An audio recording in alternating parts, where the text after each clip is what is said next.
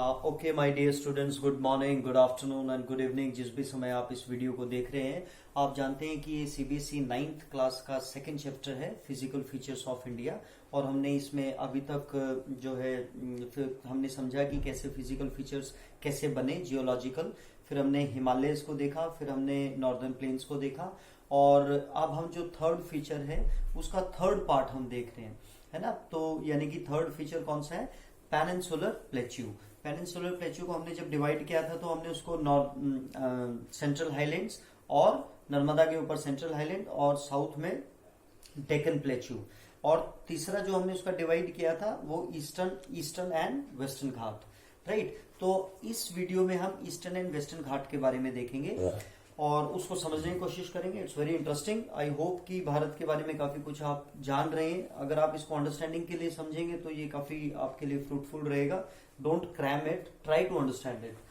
तो अब इसके, क्योंकि अगर हम देखते हैं कि क्वेश्चंस भी जैसे आते हैं तो इसके क्वेश्चन पूछा जाता है या तो differentiate between the Eastern and the Western Ghats, ghat यानी कि पहाड़ियां, और या फिर इंडिविजुअली भी पूछ लिया जाता है कि डिस्क्राइब ईस्टर्न घाट और डिस्क्राइब वेस्टर्न घाट। तो अभी हम क्या करेंगे कि इनके ऊपर हम काफी सारे पॉइंट्स लिख सकते हैं, लेकिन अभी भी हमने 7 पॉइंट ये और 2 ये, लगभग 10 पॉइंट्स अभी भी हमने यहाँ पे लिखे हुए, तो हम इनको 15 तक कर सकते हैं।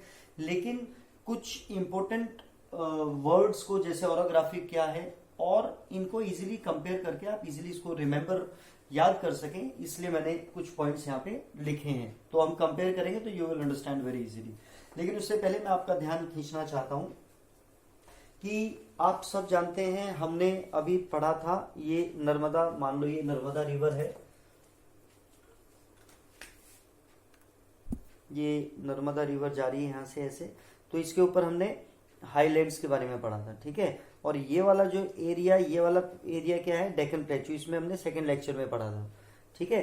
हाईलैंड्स के, सेंट्रल हाईलैंड्स के बारे में पढ़ा था हमने पहले में, और दूसरे में हमने किसमें पढ़ा? ये। अब हम क्या पढ़ रहे हैं? ये जो घाट्स हैं, राइट। तो अब यहीं पे आप समझेंगे एक बात को कि ये वाला जो एरिया है, western Ghats and eastern Ghats, ये देख रहे हो ना आप, यानी कि जो पहाड़ियां हैं, मार्क यानी कि मार्क करती हैं, क्या मार्क करती हैं? Western and the eastern edge, यानी कि इसकी एज है ये जो घाट्स हैं, ये क्या है? ये इसकी एज है of Deccan plateau. Deccan plateau की ये एज है, राइट, यानी कि इसकी एज पे है दोनों। वेस्टर्न वाला वेस्टर्न घाट वेस्ट साइड पे है और ईस्टर्न वाला ईस्ट साइड पे है। तो पहला पॉइंट क्या है? Western Ghats and eastern Ghats mark the western and the eastern edge of the peninsular of the Deccan plateau, ठीक है। तो इट्स एज सिंपल। एक बार अगर हमें ज्योग्राफिकल ये समझ में आ जाता है कि भाई हम क्या बात कर रहे हैं ज्योग्राफिकली, तो हम उसको इजीली लिख पाते हैं। दूसरा क्या है? ऐसी वेस्टर्न कोस्ट, अब जैसे ये होगी वेस्टर्न घाट, इसके साथ में आपको पता है कि ये कोस्टल प्लेन है यहाँ पे, इधर भी और इस साइड भी। देखो इस साइड कम है, इस साइड ज्यादा एरिया ये, तो ये जो है ये पैरेलल चल रहा है ना। ये वेस्टर्न घाट के वेस्ट में जो है ये क्या है? Coastal planes. तो ये दोनों पैरेलल चल रहे हैं। ये क्या कह रहे हैं? वेस्टर्न कोस्ट, यानी जो कोस्ट प्लेन्स हैं, लाइज पैरेलल, वो पैरेलल चल रहे हैं किसके? To the western coastal plain, western coastal plain. तो ऐसी ईस्टर्न वाले जो हैं, ईस्टर्न घाट जो है,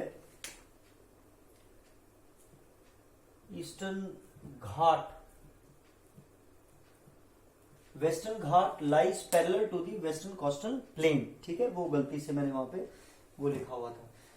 तो ये 2 पॉइंट्स हैं। हम इसी तरीके से 2 पॉइंट तो आपको समझ में आ गया। एक तो हम एज से, डेक्कन प्लेट्यू के एज से, और दूसरा हम कोस्टल प्लेन के पैरेलल वो चलते हैं, उसको हम देखा। अब हम देखेंगे वेस्टर्न घाट और ईस्टर्न घाट। ये ग्रीन कलर से लिखा हुआ है, हो सकता है शायद आपको ना, बाद में मैं जूम करूंगा। तो पहला पॉइंट है कि ये वाली जो माउंटेन्स है जो वेस्ट में, ये क्या है? लगातार हैं। देखो यहां से लेकर यहां तक, ये रेड कलर में जो है, राइट। और ये इसका मतलब क्या है कि दे आर कंटिन्यूअस, राइट। अब यहां से अगर इधर क्रॉस करना है, अगर डेक्कन प्लेट्यू से अगर हमें कोस्टल प्लेन पे जाना है, तो क्या हम कैसे क्रॉस करेंगे? तो देर आर पासेस। पासेस किसको बोलते हैं? दर्रे को। जो 2 पहाड़ों के बीच में जो संकरा रास्ता होता है उसको बोलते हैं पासेस। तो ये क्या कह रहे हैं? Continuous and can be cross through passes. ये वाला जो ईस्टर्न है, ईस्टर्न वाला जो है ये डिसकंटिन्यू है, इरेगुलर है, इधर उधर है थोड़ा सा, राइट। और इरेगुलर है। और क्या है कि आपको पता है सारी रिवर्स जो है वो वेस्ट टू ईस्ट बहती हैं। तो यहाँ से महानदी, कृष्णा, गोदावरी, ये जो नदियां यहाँ से बह रही हैं, तो इसकी वजह से भी डाइसेक्टेड भी है, राइट, डाइसेक्टेड। तो पहला पॉइंट क्या हो गया, वो कंटिन्यूस है, वो कंटिन्यूस नहीं है। उनको पास करने के लिए हमें क्रॉस करने के लिए पासेस की जरूरत है, और ये जो है रिवर्स की वजह से भी डाइसेक्टेड है। अब इसकी जो हाइट है, प्लीज आप सिर्फ ध्यान से सुने, आपको ये समझ में आएगा, मेरे को ऐसी पूरी उम्मीद है। ये अभी हम वेस्टर्न घाट की बात कर रहे हैं सेकंड पॉइंट में। ये जब हम नॉर्थ से साउथ की तरफ जाते हैं, ध्यान दें, जब हम नॉर्थ से साउथ की तरफ जा रहे हैं तो जो पहाड़ियां हैं इनकी हाइट बढ़ती जा रही है, इनकी हाइट बढ़ती जा रही है। और इसकी अपोजिट में हम अगर ईस्टर्न घाट को देखते हैं तो ईस्टर्न घाट में क्या है कि नीचे से इसकी हाइट ऊपर की तरफ जब जा रही है तो बढ़ती जा रही है, यानी कि ये वाली तो नीचे की तरफ बढ़ रही है और ये वाली नीचे की तरफ घट रही है, ठीक है। This is the second difference. फिर आप देखेंगे इसी से आपको ये क्या पता चलेगा, फर्स्ट पॉइंट हो गया, सेकंड इंक्रीज फ्रॉम।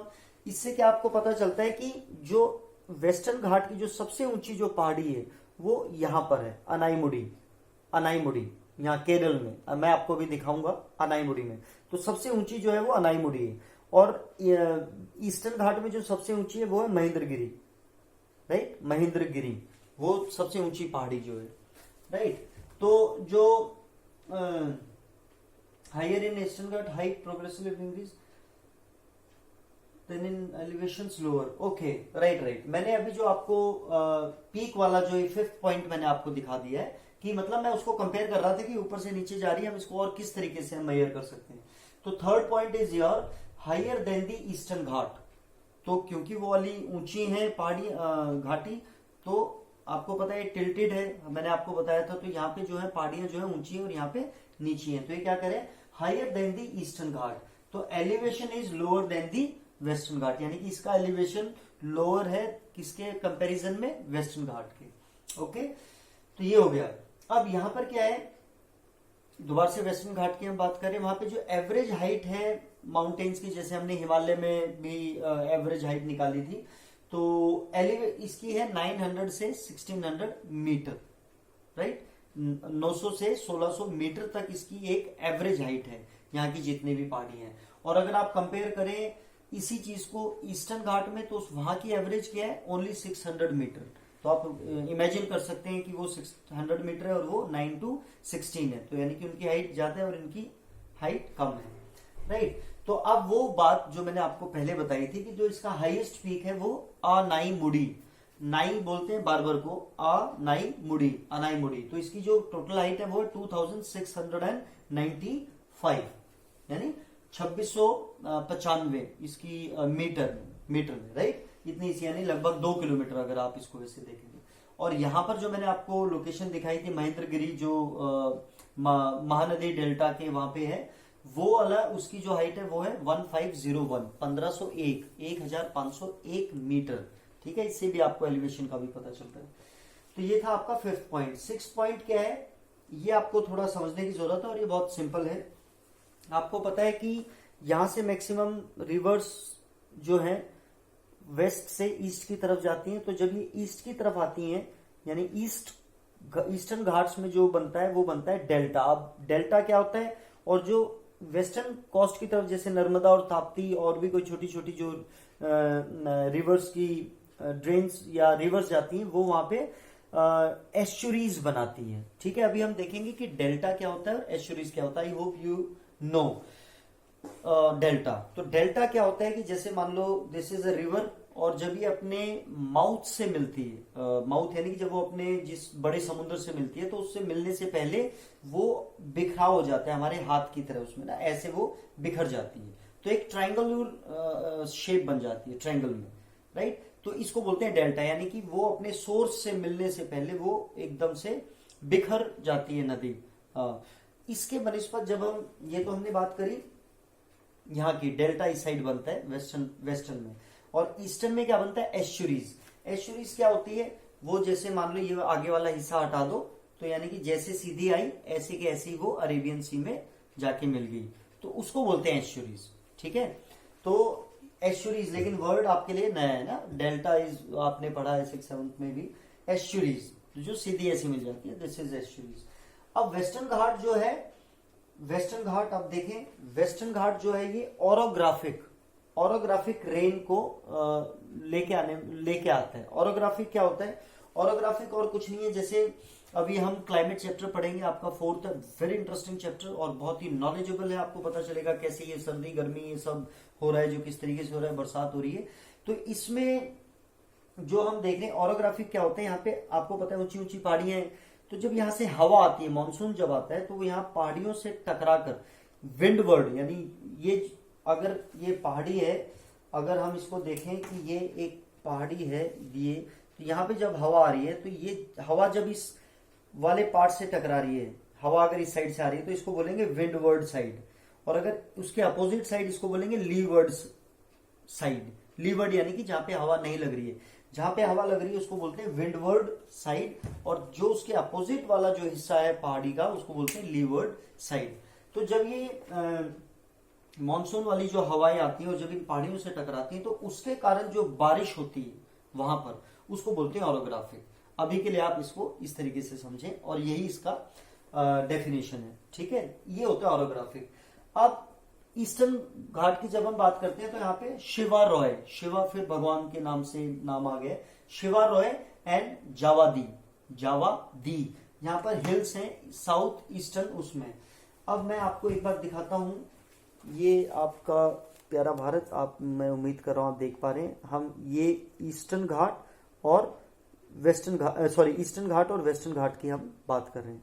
तो हमने क्या देखा था, एक तो हमने देखा कि जो हाइट ऑफ द माउंटेन्स है इन वेस्टर्न घाट, ये यहाँ से कम यहाँ पे ज्यादा होती जाती है। तो ये देखो यहाँ पे केरल में एक जगह है अनाईमुडी, ये जहां मैंने टिक किया है, राइट। तो ये इसका जो है सबसे हाईएस्ट पीक है। और जब हम ईस्टर्न कोस्ट की बात करते हैं, तो दिस इज महेंद्रगिरी, राइट। ये यहाँ पे चिल्का लेक है, मैं इसको आगे आपको बताऊंगा। यहाँ पर है महेंद्रगिरी, राइट। तो यानी कि नीचे से ये बढ़ती बढ़ती आ रही है इधर, ठीक है।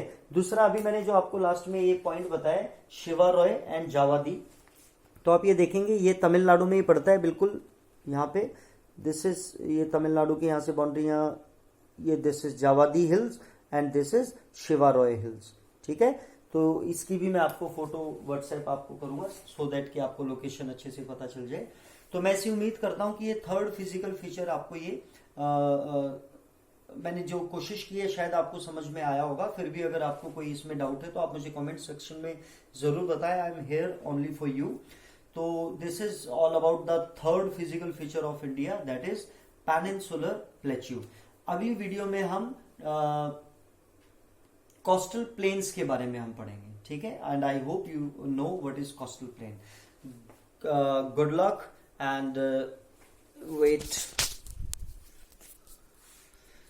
ये आप एक बार इसकी अगर फोटो लेना चाहें तो आप ये ले सकते हैं, क्लिक हो जाएगा शायद, ओके। तो ठीक है, good luck and have a nice day.